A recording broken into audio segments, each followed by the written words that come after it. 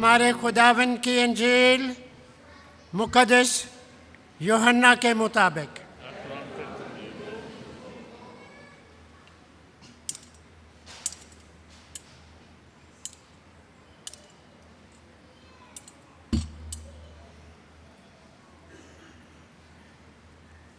उसका 13 बाब 1 ता 15 आयत। उस वक्त ईद फसह से पहले यीशु ये जानते हुए कि मेरा वो वक्त आ पहुंचा है, दुनिया से रैलत करके बाप के पास जाऊं, जबकि अपनों को जो दुनिया में थे प्यार करता था, उन्हें आखिर तक प्यार करता गया। और शाम का खाना खाते वक्त जबकि शैतान ने यहूदा बिन शमौन इस्करियोती के दिल में डाला था कि उसे पकड़वाए, ये जानते हुए कि बाप ने सब चीज़ें मेरे हाथ में कर दी हैं और कि मैं खुदा से निकला हूँ और खुदा के पास जाता हूँ, उसने खाने से उठकर अपना लिबास उतारा और एक कतानी कपड़ा लेकर अपनी कमर में बांधा और उसके बाद बासन में पानी डालकर शागिर्दों के पांव धोए। जो कतानी कपड़ा कमर में बांधा था उससे पूछने लगा। बस वो शमौन पतरस के पास आया। उसने उससे कहा, है खुदावंद, क्या तू मेरे पांव धोता है? यीशु ने जवाब दिया और कहा, जो कुछ मैं करता हूँ अब तो नहीं जानता, मगर बाद में समझेगा। पर पतरस ने उससे कहा, तो मेरे पांव अब तक कभी न धोने पाएगा। यीशु ने उसे जवाब दिया, अगर मैं तुझे ना धोऊं तो मेरे साथ तेरा हिस्सा ना होगा। शमौन पतरस ने उससे कहा, है खुदावंद, सिर्फ मेरे पांव ही नहीं, मेरे हाथ, मेरा सर भी। यीशु ने उससे कहा, वो जो नहा चुका है उसे धोने की हाजत नहीं, बल्कि सरासर पाक है। तुम भी पाक हो, लेकिन सबके सब नहीं, क्योंकि वो अपने पकड़वाने वाले को जानता था। इसलिए उसने कहा, तुम सब पाक नहीं हो। बस जब वो उनके पांव धो चुका तो अपने कपड़े पहनकर फिर बैठ गया और उनसे कहा, क्या तुम समझते हो कि मैंने तुम्हारे साथ क्या किया? तुम मुझे उस्ताद और खुदावंद कहते हो और खूब कहते हो, क्योंकि मैं हूँ। बस जब मैंने उस्ताद और खुदावंद होकर तुम्हारे पांव धोए तो चाहिए तुम भी एक दूसरे के पांव धोया करो। इसलिए मैंने तुम्हें नमूना दिया है, ताकि जैसा मैंने तुम्हारे साथ किया वैसे तुम भी किया करो। अंजील मुक़द्दस के वसीले से हमारी खताएं मिटाई जाए। मसीह खुदावंद में नहायत अज़ीज़ मोमिनीन, आज बड़ा ही ख़ास दिन है और मसीह खुदावंद अपने शागिर्दों को हुक्म देता है कि मैं तुम्हें एक नया हुक्म देता हूँ कि एक दूसरे को प्यार करो जैसा मैंने तुम्हें प्यार किया है। यूहन्ना की इंजील उसका 13वां बाब और 34वीं आयत। याद रखें, यूहन्ना की इंजील 13वां बाब 34वीं आयत कि मैं तुम्हें एक नया हुक्म देता हूँ कि एक दूसरे को प्यार करो जैसा मैंने तुम्हें प्यार किया है। आज मसीह खुदावंद अपने शागिर्दों को इकट्ठे करके उनके साथ आखिरी खाना खाता है। और आज के जिले पाक में हमने सुना कि मसीह खुदावंद फरमाते हैं कि मेरा वक्त आ चुका है। जब वो काना जलील में शागिर्दों के साथ एक ख़ानदान में था तो मुक़द्दसा मरियम ने कहा कि इस ख़ानदान के लिए मोज़ा कर, ये ख़ानदान परेशान है। तो वहाँ पर मसीह खुदावंद ने कहा कि मेरा वक्त अभी हनूज नहीं आया, अभी मेरा वक्त नहीं आया। और आज के इंजील पाक में कि अब मेरा वक्त आ चुका है कि मसीह खुदावंद ने अपनी पूरी लाइफ में, पब्लिक मिनिस्ट्री में, जब उसने अपनी एलानिया ज़िंदगी का आगाज़ किया और कहा कि तौबा करो क्योंकि आसमान की बादशाही नज़दीक आ चुकी है, वो अपने इस मिशन में बाप की मर्जी को पूरा करने में वफादार है। वो जानता है कि ज़मीन पर आने का मकसद क्या है, वो जानता है कि मुझे ज़िंदगी में करना क्या है, वो जानता है कि कौन सी राहों को अपनाना है, वो जानता है कि क्या कहना है और क्या करना है, वो जानता है कि किन राहों पर चलना है, वो जानता है कि पूरी लाइफ में मुझे करना क्या है, कहाँ पर यस कहना है और कहाँ पर नो कहना है, वो जानता है। और अब यहाँ आकर कहता है कि मेरा वक्त आ चुका है, क्योंकि वो तैयार है। वो जानता है कि उसने अपनी जान कुर्बान करनी है, वो जानता है कि अपना खून बहाना है, वो जानता है कि सलीब पर जान देनी है और दुनिया को निजात देनी है। उसने अपनी जिंदगी सिखाया, वो दुखों में, तकलीफों में अपने बाप का वफादार रहा। जो मिशन दिया गया, जो काम दिया गया, जो जिम्मेदारी दी गई, वो पूरा करता रहा, हटा नहीं।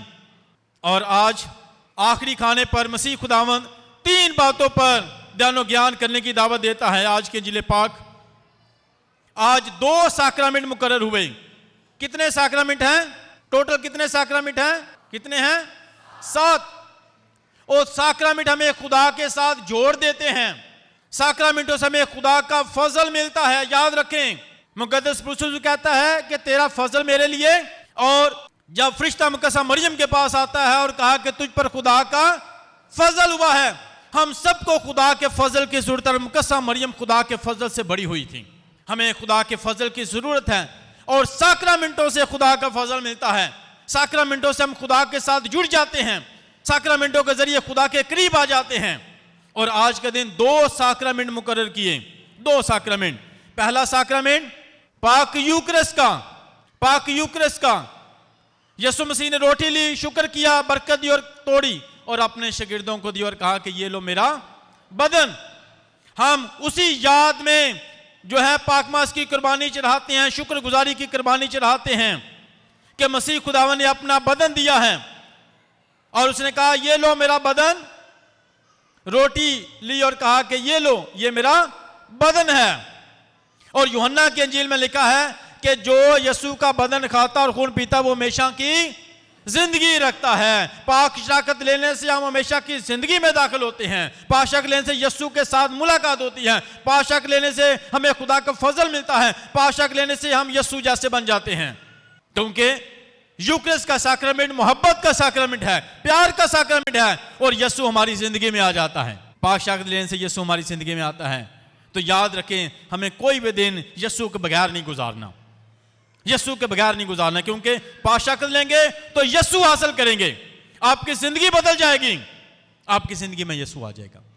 और पाक यूक्रिस्ट में उसकी मौजूदगी है। जो मेरा बदन और खून नहीं लेता वो हमेशा की जिंदगी नहीं रखता। इसलिए बच्चों को तैयारी करवाई जाती है। कोई भी इंसान जो है वो साक्रामेंट लेता, याद रखे वो हमेशा की जिंदगी से दूर है। पाक यूक्रिस्ट जो है बाइबल मुकद्दस में कि जो मेरा बदन खाता मेरा खून पीता वो हमेशा की जिंदगी रखता है, मैं उसे यौम आखिर में फिर जिंदा करूंगा। वो मुझ में कायम रहता है और मैं उसमें कायम रहता हूं। पाक यूक्रिस्ट हमारी जिंदगी को बदल देता है। और ये पाक यूक्रिस्ट जो है ये कहां से मिलता है? पाक अलतार से। कौन देता है? खुदा का काहिन देता है। दूसरा साक्रामेंट जो है वो कहानत की तकर्री है, खिदमत का साक्रामेंट है। और मसीह खुदावन ने आज के इंजील पाक में लिखा है कि अपनी कमर पर कतानी कपड़ा बांधा और अपने 12 शागिर्दों के पांव धोए और उसने कहा कि मैंने उस्ताद होते हुए तुम्हारे पांव धोए हैं। जरूर है कि तुम भी एक दूसरे के पांव धो, तुम भी एक दूसरे की खिदमत करो। ये पांव धोना जो है ये खिदमत का निशान है। ये जो काहिनाना खिदमत है ये यीशु मसीह ने आखिरी खाने के वक्त जो है मुकर्रर की, खिदमत का साक्रामेंट मुकर्रर किया है। और वो अपने काहनों के जरिए जो है बरकत देता है। जब तबद्दल का वक्त होता है तो यीशु खुद अलतार पर उतरता है और अपने काहिन के जरिए उस रोटी और मैन को बरकत देता है और यीशु के पाक बदन खून में बदल जाती है। काहिन के जरिए मसीह खुदावंद जो है गुनाहों को माफ करता है, काहिन के जरिए वो हमें बरकत देता है। इसलिए काहिन खुदा की तरफ से बरकत हैं, और खुदा जो है अपनी बरकत अपने काहिनों के जरिए अपने लोगों को देता है। उन्हें चुना जाता है, मसा किया जाता है ताकि इनसे लोग बरकत हासिल करें। वो अपनी तरफ से नहीं बनते, ना अपनी तरफ से कर सकते हैं खिदमत, बल्कि उनका चुनाव होता है, उन्हें मसा किया जाता है, उन्हें कलीसिया में भेजा जाता है ताकि खुदा जो है अपने काहिनों के जरिए अपने लोगों को बरकत दे सकें। और खुदा उन्हें भेजता है ताकि वो खानदानों में जाएं, खानदानों के लिए बरकत चाहें, इंसानों के गुनाहों को माफ़ करें, उन्हें यीशु का पाक बदन दें, उन्हें साक्रामेंट दें ताकि वो खुदा के करीब आ सकें। और तीसरा जो हुक्म है वो मोहब्बत का है। 3 बातें, आखिरी खाना, खिदमत का साक्रामेंट और मोहब्बत का हुक्म दिया, और कहा कि मैं तुम्हें एक नया हुक्म देता हूं। क्या कहा? नया हुक्म देता हूं। याद रखें, यूहन्ना की इंजील 13वें बाब में है, मैं तुम्हें नया हुक्म देता हूं कि एक दूसरे को प्यार करें। बाइबल से पढ़ना शुरू करेंगे तो ये आपको पुराने अहदनामे में भी मिलेगा, मगर यीशु मसीह ने कहा कि मैं तुम्हें एक नया क्या है? मोहब्बत का हुक्म तो पहले भी है। यीशु मसीह ने कहा मैं तुम्हें नया हुक्म देता हूं कि जैसा मैंने प्यार किया, ये नयापन है इसमें। नई जो चीज है कि जैसा मैंने प्यार किया, उसने अपने शागिर्दों के पांव धोए हैं, पांव धोए, और कहा कि जैसा मैंने प्यार किया तुम भी ऐसा ही प्यार करो। यहूदियों में यह रवायत थी और पुराने जमाने में कदीम रवायत थी पाई जाती कि पांव धोना जो है ये मेहमान नवाजी थी। इससे घर में खुशामदीद कहा जाता था, वेलकम किया जाता था, और ये मेहमान नवाजी का निशान था, कबूलियत का निशान था कि हम तुझे अपने घर में कबूल करते हैं, हम तुझे अपने घर में वेलकम कहते हैं। और इसे मोहब्बत दिखाई जाती थी, वेलकम किया जाता था, मेहमान नवाजी की जाती थी। और ये काम गुलाम का होता था। घर में जो गुलाम है, जो नौकर है, उसका काम होता था। जो भी मेहमान आता था मालिक को मिलने के लिए, घर में दाखिल होता था तो उसके पांव धोए जाते थे, और ये गुलाम करता था। गुलाम जो है वो जो कुछ भी कहता है करता है मालिक की मर्जी से, मालिक की मर्जी के बगैर कुछ नहीं कर सकता, एक अमल भी नहीं कर सकता। वो मालिक का गुलाम है, मालिक का ताबेदार है, मालिक का वफादार है, और उसने वही करना है जो मालिक को पसंद है, उसने वही कहना है जो मालिक को पसंद है। अब मालिक का कोई भी दोस्त, कोई भी जानने वाला, कोई भी रिश्तेदार उसके घर में आएगा तो वो उसके पांव धोएगा, दिल से धोएगा, प्यार से धोएगा, अकीदत के साथ धोएगा, एहतराम के साथ धोएगा, क्योंकि वो जानता है कि ये जो घर में आया है ये मेरा जानने वाला नहीं है, बल्कि किसका है? मालिक का जानने वाला है। जब मालिक का मेहमान है तो मेरा भी मेहमान है। मालिक प्यार दिखाना चाहता है कि मुझे भी प्यार दिखाना है, चाहे हो सकता है कि वो गुलाम का दुश्मनी हो सकता है गुलाम उसे पसंद ना करता हो सकता है किसी जगह पर उसके साथ जो है कुछ ना बनती हो, मगर यहां पर वो प्यार बराबर ही दिखाएगा। उसके दिल में ये नहीं होगा कि ये तो मेरे खिलाफ था, ये तो बुरा था, ये तो मेरा दुश्मन था। नहीं, वो जानता है कि ये मालिक का है तो ये मेरा है, उसने दिल से धोना है। अगर वो नहीं दिखाएगा मोहब्बत प्यार तो मालिक को नजर आ जाएगा कि ये तो वफादारी नहीं है, ये गुलाम होने के लायक ही नहीं है, ये खिदमत करने के लायक ही नहीं है, ये मेरा बानी नहीं पाया, मैं इसमें खिदमत देखता ही नहीं हूं। उसने सबके साथ बराबर का प्यार करना है, सबकी डस्ट को, गंदगी को साफ करना है, सबको प्यार करना है, सबको कबूल करना है, सबको जो है मोहब्बत दिखानी है, क्योंकि वो मालिक को मिलने के लिए आया है, वो मालिक को मिलने के लिए आया है और उसने प्यार दिखाना है। उस वक्त उसे हर एक के साथ बगैर किसी फर्क किए हुए कि ये अच्छा है या बुरा है, ये कैसा भी है, नहीं, क्योंकि ये मालिक का है, मालिक का है, उसका काम ही खिदमत करना है। तो इसने कहा मैं तुम्हें नया हुक्म दे, जैसा मैंने प्यार किया, यीशु ने शागिर्दों को पांव धोए, इसी तरह तुम भी प्यार करो। शागिर्द मेरे तब ही बनोगे, मेरे तब ही बनोगे जब जिस तरह मैंने प्यार किया तुम भी प्यार करोगे। तो यही ज़िंदगी है। हम भी ईस्टर है, ये पाक हफ्ते में है, ये ख़ास दिन है, 3 दिन की जो है इबादत हैं, तो यीशु मसीह ने हमारे लिए जान दी है, तो उसने प्यार दिखाया। तो मैं कैसे प्यार दिखाऊं? अपनी अना को मारना, खुद गर्जी को मारना, अपनी मैं को मारना। उसने जो है वो पाँव धोता है, शागिर्दों के पाँव में बैठ जाता है। इस कदर कि हम कितना झुकते हैं, कितना अपने आप को छोटा बनाते हैं, कितना हलीम करते हैं। उस्ताद ने तो अपने आप को बहुत ही हलीम कर दिया, तो हमें भी जो है अपने आप को हलीम और आजिज़ बना, अंदर की मैं गरूर और तकब्बर को अपनी ज़िंदगी से निकालना है। 12 शागिर्द थे, उनमें से 2, एक उसका इनकार करता है और एक उसको पकड़वा दे। यीशु उनको भी प्यार करता है। यीशु ने ये नहीं कहा, वो जानता है, वो कहता है कि तुम सब पाक हो, तुम पाक हो। सब के सब नहीं, क्योंकि वो पकड़वाने वाले को जानता था। वो जानता है कि कौन बुरा, मगर फिर भी वो प्यार उतना ही दिखा रहा है, उसके लिए भी उतना ही दिल रखता है, हमदर्दी रखता है, प्यार रखता है, जो उसके पकड़वाने का मनसूबा बना रहा है। ये यीशु का शागिर्द था, लेकिन शैतान उसमें समा गया। वो बुरा नहीं था, यीशु ने चुना हुआ था, यीशु के साथ साथ रहता था, यीशु को देखता था, यीशु से प्यार करता था। बुरा कैसे बन गया?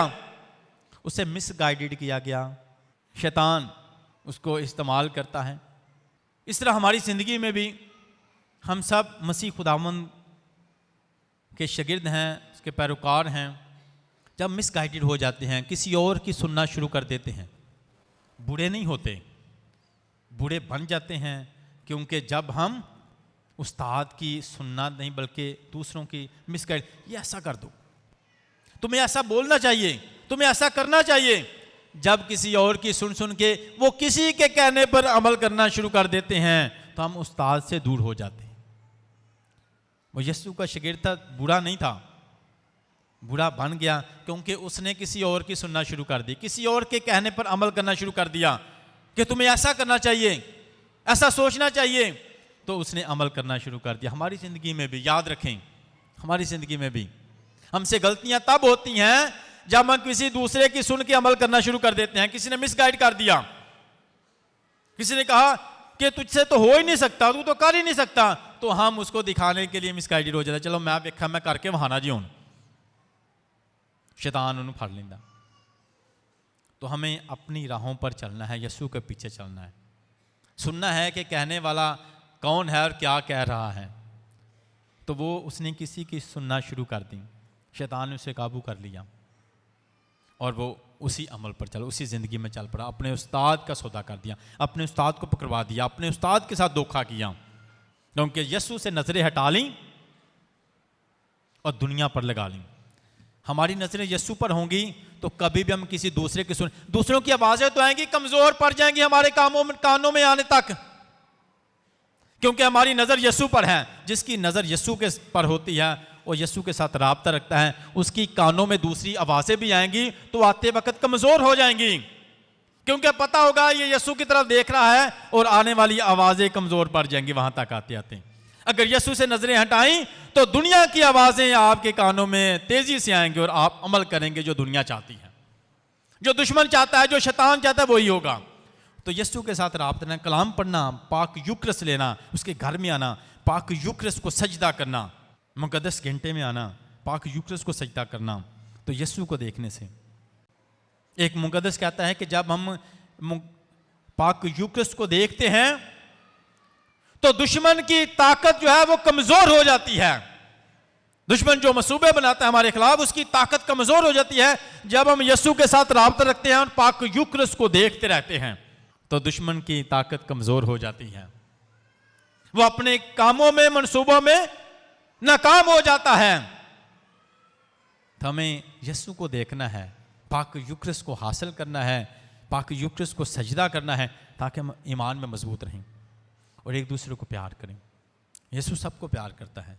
तो यीशु का शागिर्द होने के लिए मैं भी, ये बुरा है, ये अच्छा है, ये ऐसे चलता है, ये ऐसे देखता है, नहीं, क्यों, इसमें यीशु है, यीशु ने इसके लिए भी जान दिया है, इसको भी प्यार करता है। तो मैं कौन होता हूँ जो यीशु को पसंद है, मैं उसे कौन होता हूँ बुरा कहने वाला। अगर मेरी ज़िंदगी में अभी भी नेगेटिवपन है, बुरा सोचता हूँ, बुरा कहता हूँ, तो यीशु की मोहब्बत से खाली हूँ, यीशु की मोहब्बत से खाली हूँ। अगर हर एक को प्यार से देखता हूँ, हर एक के बारे में अच्छा सोचता हूँ, अच्छा देखता हूँ, अच्छा सुनता हूँ, तो आप में यीशु आ चुका है, आप यीशु की मोहब्बत से भरपूर हैं, आप में गरूर ख़त्म हो चुका है, तकब्बर ख़त्म हो चुका है और यीशु की मोहब्बत से भर चुके हैं।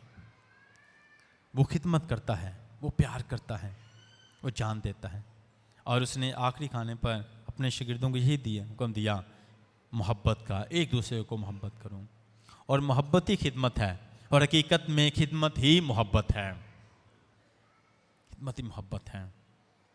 हम तो किसी को मुश्किल से कभी कभी ऐसा होता है सलाम नहीं करते, तो याद रखें, इसलिए इसका मतलब है कि अंदर जो है यीशु की मोहब्बत अभी यीशु से खाली है, यीशु से खाली है। और यीशु ने अपने शागिर्दों को कहा तुम पर सलामती हो। वो घबराए हुए थे, परेशान थे, तो यीशु ने क्या कहा तुम पर? तो यीशु सलामती देता है, वो खुशी देता है, वो डर खौफ को ख़त्म करता है अपने अल्फाज से, अपनी मौजूदगी से। तो जब हम में यीशु होगा तो हम यीशु की सलामती दूसरों में ले सकें, सलाम कह सकते हैं। जो यीशु के साथ होता है वही सलामती दे सकता है। तो आइए खुदावंद खुदा से फजल मांगे, क्या खुदा अगर मेरे दिल में अभी भी किसी के लिए नफ़रत है, गुस्सा है, किसी को खिदमत नहीं कर सकता, बल्कि बाकी मैं करता हूँ, मुझे करने दे, मुझे भी मौका दें ताकि मैं ये कम कर सकूँ। मुबारक वो इंसान है जिसको खुदा अपनी खिदमत के लिए चुनता है, जो खुदा के काम करता है। मुबारक वो हाथ हैं। तो हमें हमेशा जो है खुदावंद खुदा का शुक्र अदा करना है। खुदावंद आपको बरकत दे ताकि आप इस ख़ास 3 दिनों में, 3 रोज़ा इबादत में खुदावंद के करीब रहें, उसकी मोहब्बत को जानें। आज के दिन में पकड़वाया गया, उसने हमारे लिए जो है दुख उठाए ताकि हमें निजात दे सकें। आएँ हम भी खुदा के साथ अपनी मोहब्बत को बांटें, एक दूसरे को प्यार करें, एक दूसरे को कबूल करें, एक दूसरे को माफ़ करें, ताकि हम यीशु के शागिर्द कहला सकें। मसीह खुदावंद के वसीला से आमीन।